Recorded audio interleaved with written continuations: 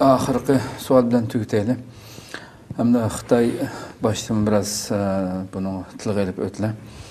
Yani Xitay belki bizni işgal kılgan tarihten bilen, ta Zozong'dan kirgenden başlayıp bir gün geçe hazır vatanımızı elip birlevatkan vahşi bastırış, bu zulümler şu işgal tarihimizden hemmesi de bu bakmağın derecede hemdi.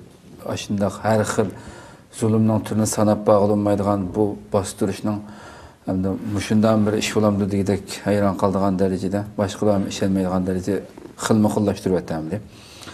Uzun yıllardan ben devamlı halette şu programda olsun, emmiyede Xitay'da zulüm kılıp keliyordu, mandak zulüm kıldı dep şunu söylep geldik hem de.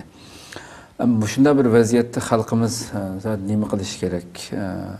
Bulup mu vatandaki bu zulüm aslındaki bu kadar yani nefes ağıdaki derecede bir imkaniyet yok bir halet kep kaldı mesela vatandaşı. Hatta şu halkın yol başları boğan imamlarımız şu yerdeki nimelermem de bir öz aldığı dinlen bir hükmünü deprişemez ben namazdan adet gibi nesimi öğütlenmeydiğin dereceden bilgenemdi. Din noktası biraz kilip mi petva soraşkımı cüret kılamaydiğin bir derece geldi. İslam doğrusu ya beşik gelgen bir iş doğrusu petva sorabım baramaydı bilgenemdi. Bilgen anlavatkan, Xitay'ın akbaratı biz körüvatkan, çıkıvatkan bu haberlerinden de. Bu yerdeki hukuklarımız çet eldeki halkımız zaten şunda bir ahvalı kelgen halk zaten nemiş kılış gerek. Erkin dünyada yaşavatkan halk nemiş kılış gerek. Bişkimalardan anlasam.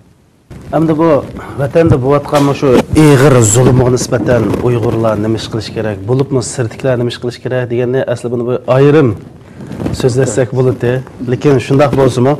Ben ihçam kılıp day. Onda olsa Uygur milleti anlap durana. Birinci, bizden tariximizde nurgun komandallarımız, alim ölümalarımız öttü. Ular hakikaten esil katlı kişiler boğallıktan ballarımızga şulanın ismini koyduk. Koçullarımızın şulanın ismi bilen ataydıgan, aşkallarımızın kitaphan şulanın ismiyle atılgan işler çıktı. Demiş kalırsa ula uluk kişiler boğallıktan. Lekin mundak bir iş var.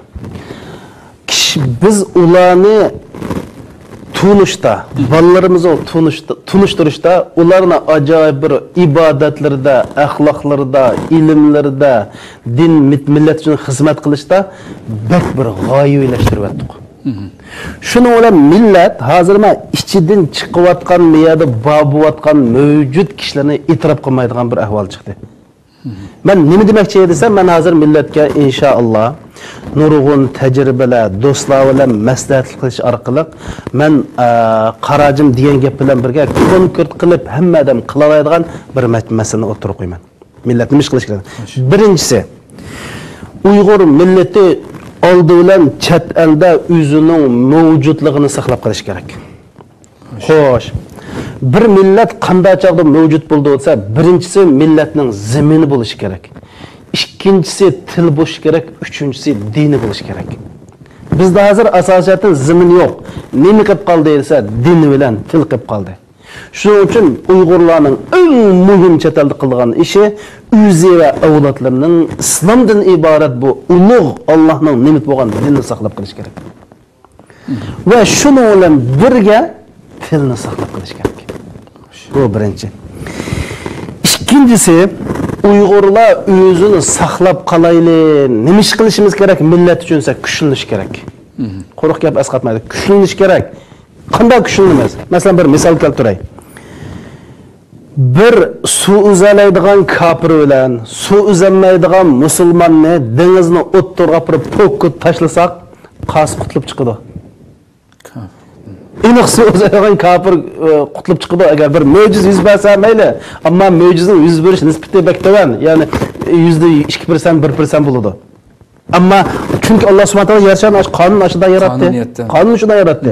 Bu yerda iymon va iymonsizlik aloqasi yo'q. Bu yerdagi bu mahorat kuch talab qilgan narsa. Shuning uchun musulmonlar biz kafirni zulmdan qutlaysak kuchlanishimiz kerak. Biz qanday kuchlanamiz? Ilm orqali kuchlanamiz. Shuning uchun mayli Turkiya, mayli chet elda o'qiyotgan qarindoshlarimiz hozir sharoit baktuluq, ajoyib yaxshi o'qish kerak. O'xshashmagan sohada men davomli ta'kidlayman.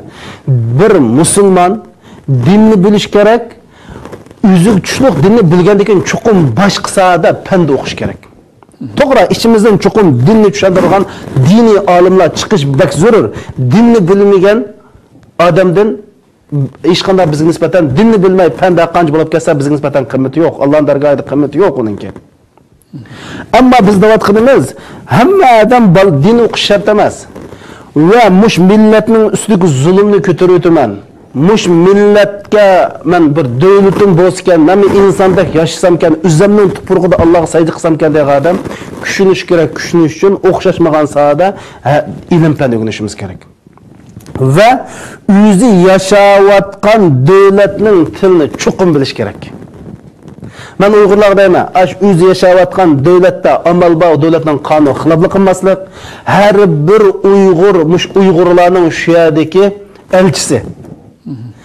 Adab axloqli bo'lib, shariatga xiloflik qilmaydigan bo'lsa, davlatning qonun obdarini rioya qilib, shu yerdagi ilm, bilimni kech kunduz elish kerak.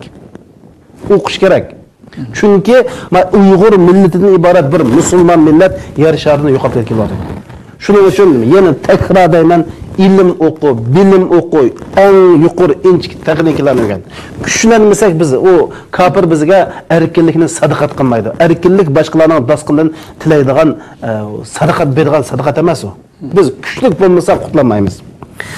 Anandan keyin mushu farzandlarimizga milliy, diniy ruhni davomli balam sen Şərqi Türkistonlik. U yerda zimining va tuqqanlarining hammasi hozir turmida. Masalan, shaxsan men 4 yil bo'ldi. Bir yerimda opam bor, 4 yil, 5 yil bo'lib qoldi. Tuqqanlarimning bir so'zim nim bo'lganini uqmayman. Hamma Uyg'urlar shunda hozir. Ballaga balam sen ashundaq borda, ballaga mush milliy ruhni, mush zulmni qarshi turishning islomdagi eng asl ibodat ekanligini. Men seni faqat Şərqi Türkiston uchun balam tarbiyalayapman. Şərqi Türkistondagi musulmonlarni qutqizish uchun ashada ojiz sing'illaring, qarindoshlaring qanjiqlab seni kutyapti deb ballaga men ruhni qattiq singdirishimiz kerak. Hamma qilamiz. Oxirsida qarindoshlar. Har bir Şərqi Türkistonlik chet elda yashayotgan qarindoshlarimiz o'zini Şərqi Türkistonning bir askari deb bilib Quludan nima kelsa, puli bala puli bilan, ilm bala ilm bilan, qalam tutalaydigan qalam bilan Şərqi Türkiston amaliy bir ish qilish kerak.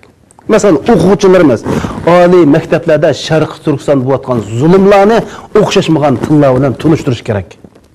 Hatto o'z yashayotgan davlatning mahkamasiga, bo'lib Yevropada yashayotganlar, o'zining ota-onasidan kurishtirishdan mahrum qolganini mahkamaga az qilish kerak.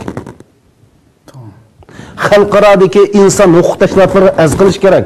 Chunki zulm bo'lsa, zulm bo'ldi deyish kerak. Nomus qilmaslik kerak.